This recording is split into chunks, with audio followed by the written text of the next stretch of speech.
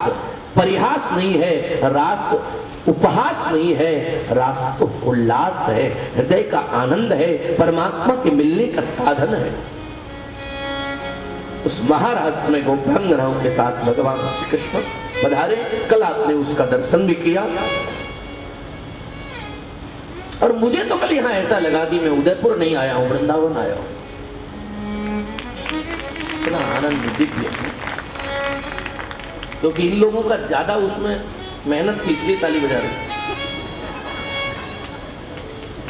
पुरुषों में कम ताली बजाई, क्योंकि ये तो आ जाए यही बहुत है।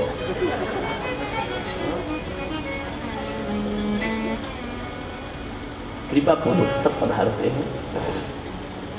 सुखदेव भगवान कहते राजन, भगवान यमुना के तट पर एक दिन वृंदावन में बैठे और भगवान यमुना के तट पर हैं। उस समय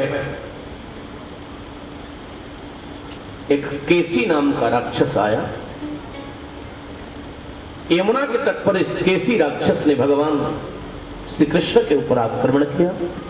भगवान ने इसका वध किया, अष्टासुर का वध किया और मेरे गोविंद की अवस्था 11 वर्ष होने जा रही है। एक सूत्र तो बहुत सुंदर लिखा है, भगवान 11 वर्ष के होने जा रहे हैं। और जैसे हमारे यहाँ बच्चा जो उसका उम्र बढ़ती है तो उसका क्या मनाते हैं हम लोग? जन्मदिन। लेकिन यशोदा भी कुछ मनाती थी, क्या? दीपदान। ये दीपदान क्या होता है? बोले जितने वर्ष का बालक हो जाए उतने दीपक जलाओ और वो घी के दीपक जलाओ। हमारे शास्त्रों में तो लिखा है कि शुभ कार्य में मोम नहीं जलाना चाहिए है? और आप लोग मोमबत्ती लगा करके ताली बजाते हो।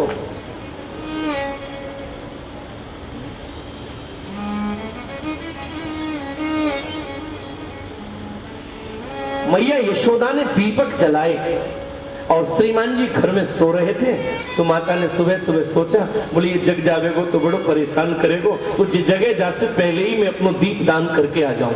ये दीप दान क्या है? बोले जितना उम्र का बालक उतने दीप जलाए और भगवान से उसके लिए प्रार्थना की और फिर गंगा यमुना कावेरी नर्मदा किसी नदी में जलते हुए दीपक बहाकर बच्चे के जीवन के लिए मंगल कामना। ये दीप दान है।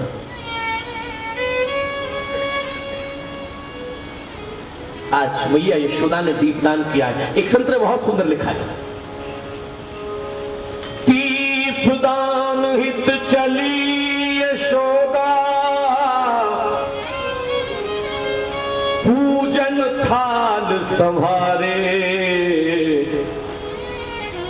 अभी उसको एक ही चिंता है कि जग न जाए, इसे लाला सो रहा है और यशोदा पीछे देखती हुई थाली लेके जा रही है। दीपदान हित चली यशोदा, पूजन थाल संभारे। देखन लगे कौतुकी मोहन जमुना तीर पधारे। मैया को पता नहीं, श्रीमान जी उठे आंखें मलते हुए। रात में मैया ने अंजन आंखों में लगाया, श्रीमान जी ने मल दी तो गोल गोल जगन्नाथ भगवान जैसी आंखें बन गई और पीछे श्रीमान जी मुट्ठी बांध के चले आ रहे। मैया को पता नहीं। अब मैया दीप दान कर रही थी, श्रीमान जी पीछे आके खड़े हो गए। मैया उलझी दीप दान में, प्रार्थना कर रही है। मैया उलझी दीप दान में, तब तक मोहन जल में घुस के पकड़े दीपक धरे पार पर, कहे श्याम हंस हंस के। जितने दीपक मैया ने बहाए थे ना सबको पकड़ पकड़ के ला रहा। एकदम मैया गुस्सा हुई, अरे जी कहां से आएगा? क्यों रे, तेरे कारण तो मैंने ये कार्यक्रम ही जल्दी रखो और तू फिर आ गया। एकदम मैया गुस्से में आई। मैया बोली मैया बोली, अरे लाल इनके सो खेल रचायो, मैंने जो दियो है जल में बाकूले एकदम श्रीमान जी बोले कि सुन। मैया बोली सुनो लाल ये कैसो प्रणते निठानो, कहे कन्हैया मैया मेरो यही खेल पुरानो। ये मेरा पुराना खेल है। मैया बोली कौन सा? बोले जो बह जाता है उसे पार पर लगाता हूं, ये मेरा पुराना नियम चल रहा है। मैया गुस्सा में आकर के बोली, मैया बोली बहे बहुत, मैया बोली बहे बहुत, अरे कितनन को पार लगावे गो। और कहे कन्हैया जो बहते बहते सामने मेरे आवे गो, कहे कन्हैया बहते बहते जो सामने मेरे। और मानस की उस चौपाई को जरा इशारा कर रहा हूं, सन्मुख होत जीव मोहे जब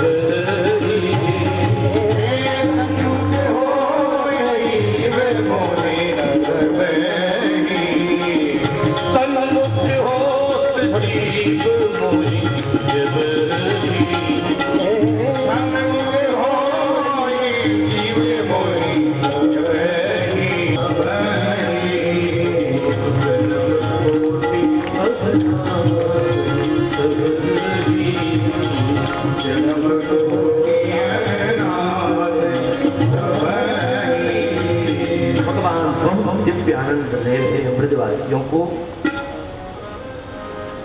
और 11 वर्ष के श्याम सुंदर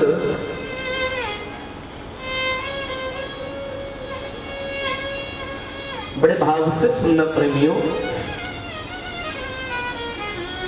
नारद जी मैं बता चुका हूं कई बार कथा में और आज फिर कह रहा हूं, नारद जी को भी समझना बहुत कठिन है।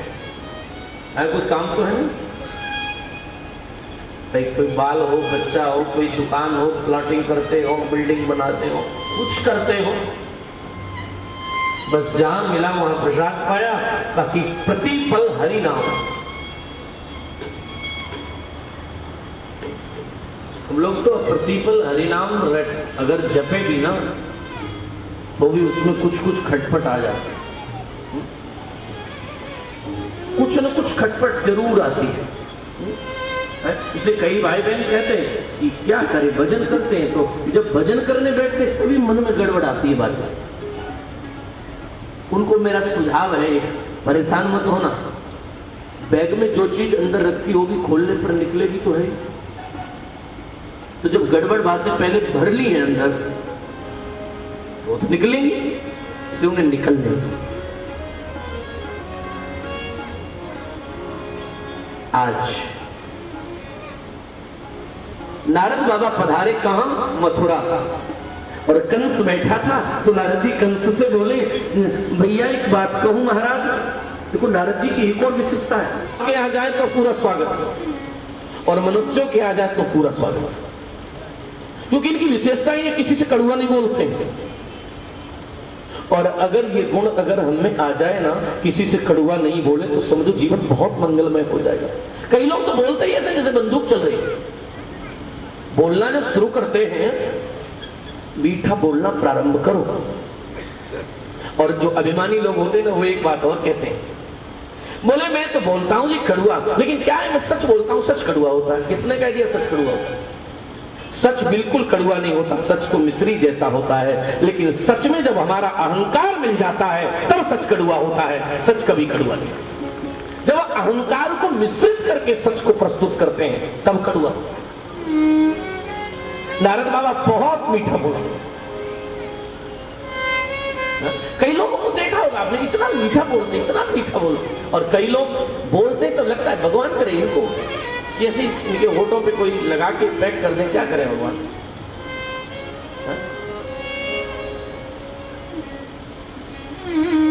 देखा है ट्रेन में जाओ तो कुछ ऐसे भी होते हैं कि बस सीट में जगह कम है और वो किसी को देखते हैं दूसरे को, भाई बैठ जाइए आप। एक तो वो होती, और एक पूरी सीट पर अकेला बैठा किताब पढ़ रहा, और आप गए तो पैर और दूसरे खाली है, उस पर पैर रख दिए।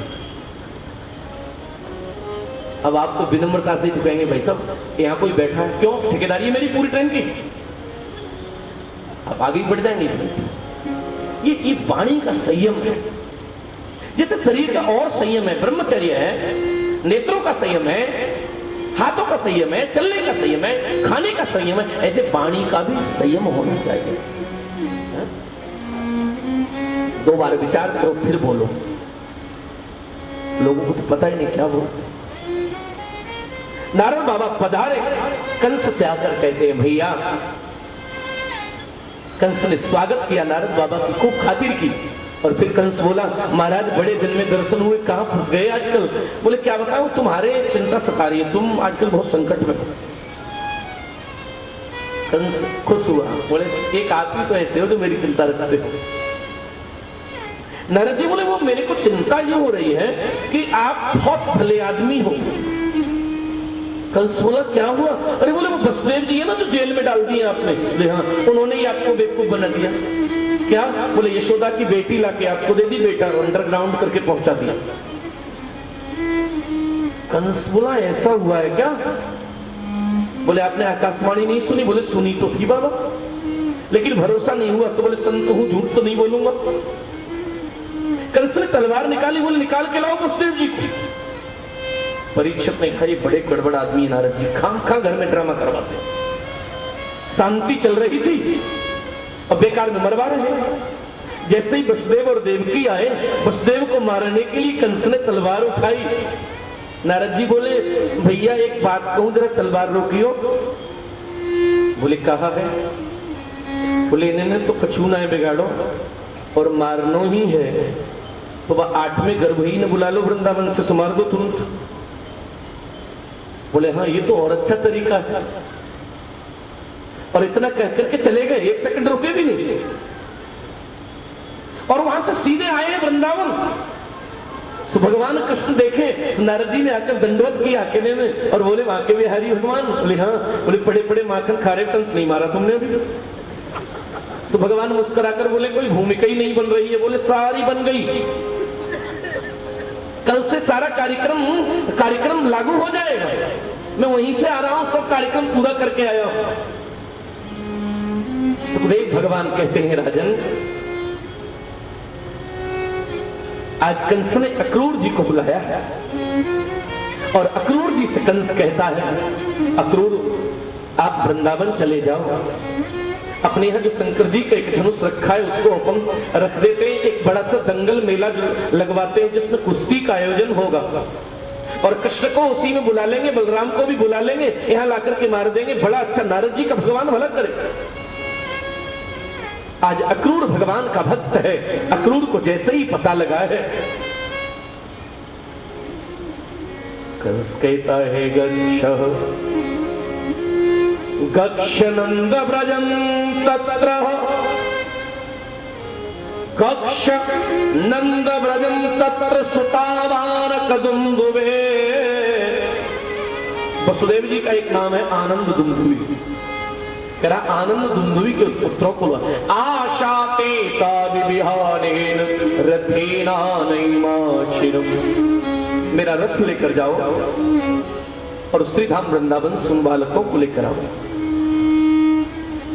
देखो मैं बता चुका हूं कि अक्रूर भगवान के भक्त है। एक दिन मन में तुरंत एकदम आया, अरे ये दुष्ट मार देगा उनको, मुझे पाप लगेगा। ये तो आताताई है, ये तो दुष्ट है, ये तो दुराचारी है, तो निकम्मा है, ये उन्हें मार देगा, पाप मेरे को लगेगा। तभी दूसरे क्षण मन में विचार आया, जाके तो पिताजी नहीं मार पाएंगे, वो तो भगवान है। ऐसा मन में विचार करके चल दिए हैं रथ लेकर। लेकिन सोचते क्या आ रहे हैं, मनोरथानम करत्यैर्जुनो देवहतानपि। आज मन में एक ही भाव है, मैं वृंदावन जाकर के गोविंद का दर्शन करूंगा। और सच बताना, जिससे भगवान का दर्शन होने वाला हो कितना भाग्यशाली होगा। आज मन बहुत प्रसन्न है, इतनी प्रसन्नता है कि आज मैं ठाकुर जी का दर्शन मुझे होगा।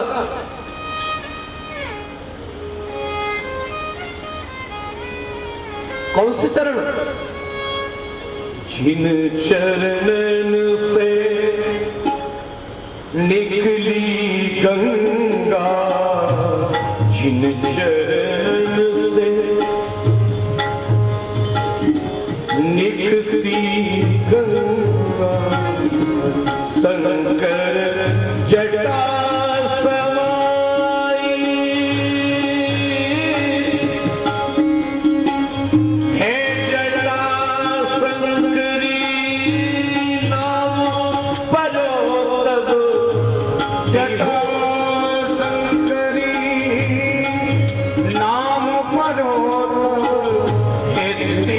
मन तारन आई, भज मन राम शरण सुधाई,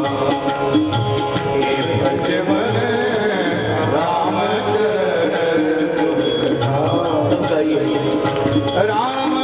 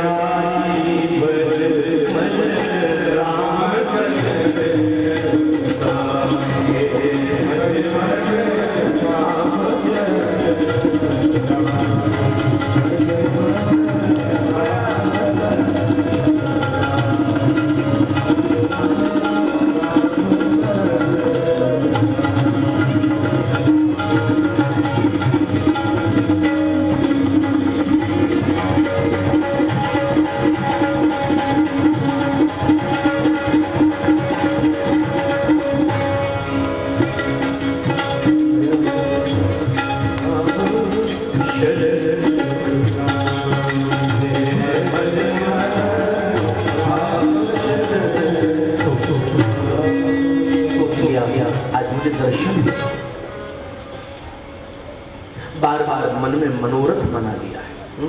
मिनट का जो समय था उस रथ को पहुंचने में 10 घंटे लगे।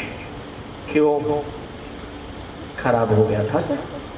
फिर क्यों टाइम लगाया तुम्हें? इसलिए लगा कि जो रथ चलाने वाला था वो चलाना भूल गया था और कृष्ण की झांकी को मन में बार बार विनय करके उस भाव में डूबा रहा, इसलिए रथ चलाना भूल गया। याद आती है तो चला देता है, फिर खड़ा हो जाता है।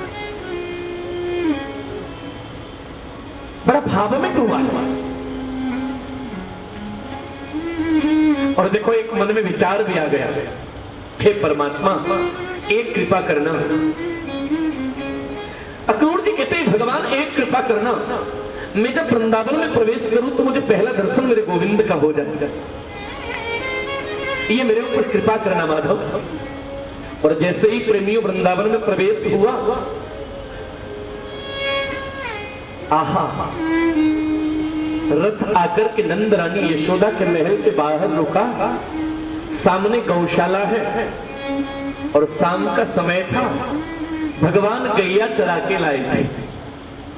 सो भगवान गैया के बछड़े को बांध रहे थे और बछड़ा भगवान को खींच रहा था। दोनों आपस में ताकत आजमा रहे थे। तब तक अक्रूर की दृष्टि पड़ी, आंख से अश्रुधारा प्रवाहित हो गई। भगवान जो सोचा वही पाया। आप कृपालु हो माधव। भगवान ने देखा, भगवान हाथ जोड़कर अक्रूर जी से प्रेम से कहते हैं, जय श्री कृष्ण कनाह से पधारे हो। मैं अक्रूर हूं, मथुरा से आया हूं। अच्छा भगवान पधारो। घर पर लाए हैं। नंद बाबा ने देखा, अरे अक्रूर आए, बिठा लिया। मेरे गोविंद ने जैसे ही अक्रूर जी की तरफ एक बार घूर के देखा, मेरा गोपाल समझ गया। मेरे गोपाल ने कहा, अक्रूर चाचा मेरी बात एकांत में सुनोगे? अक्रूर जी बोले हाँ। बोले आप सही बताइयो काय क्यों आए भाई? बस इतना करते तो अक्रूर की अश्रुधारा प्रवहित। भगवान मैं आपका शत्रु हूं, भगवान मैं आपको कष्ट देने के लिए आया हूं, मैं आपको लेने आया हूं। भगवान मुस्कुरा के बोले, चाचा मुझको सब मालूम है, लेकिन मैं ताई के कारण तो तुमसे अकेले में मिल रहे हो। अक्रूर बोले, कृष्ण आता ताई कंस ने जब से तुम्हारा जन्म भयो तब से एक दिन तुम्हें चैन से न रहने दियो। और माने तुम्हारे मारवे के कारण बड़ा सुंदर मेला लगायो है, वह मेला में आपको बुलायो है और निमित्त में बनाओ सो मोह को पाप लग रहे हो। कल आपको चलना है।